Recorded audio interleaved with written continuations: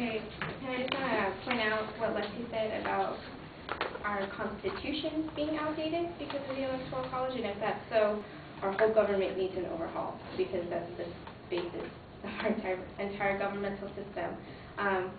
My comments about Florida and the Bush-Gore runoff in 2000 was meant to show that even though Bush won and he was considered a minority president, this is the first time that it's happened in 116 years. It's not very likely that a minority president wins. And also, too, with referencing back to what Lexi said about states the state of Florida having to do a recall and Bush getting all of those electoral votes, it's a lot easier to do a recall for a state than it is to do for a nation. As Brandy said earlier, having to recall an entire nation's vote would take an immense amount of money, an immense amount of time, an immense amount of effort. It's a lot easier to stick with what's tried and true. And back to my references of Paige Whitaker and Thomas Neal, the Electoral College has a federal nature, and it's a positive and good according to its defenders. We assert that the founders of the Constitution intend the states to play an important role in the presidential elections, and that the Electoral College system provides for a federal election of the president that is no less legitimate than the system of allocating equal states representation in the Senate. Direct popular election, they claim, would be a serious blow to federalism in the United States.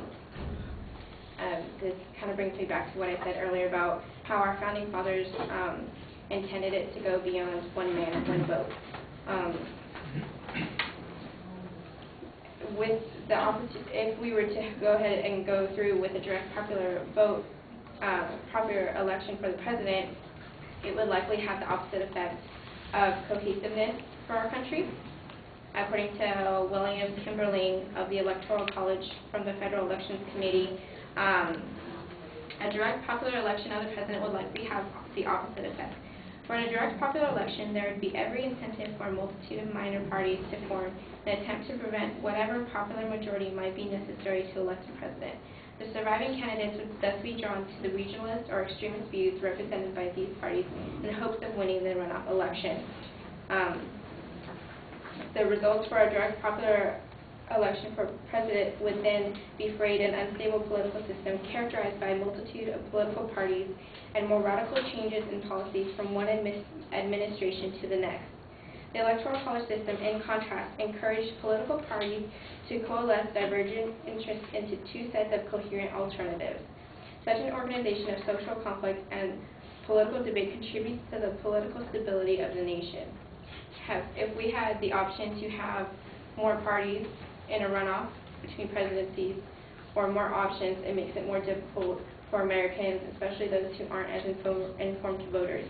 As I stated earlier, it's easier for Americans to choose between two parties and somewhat pick the lesser of the two evils rather than have to pick through a multitude of parties present if we had a direct election.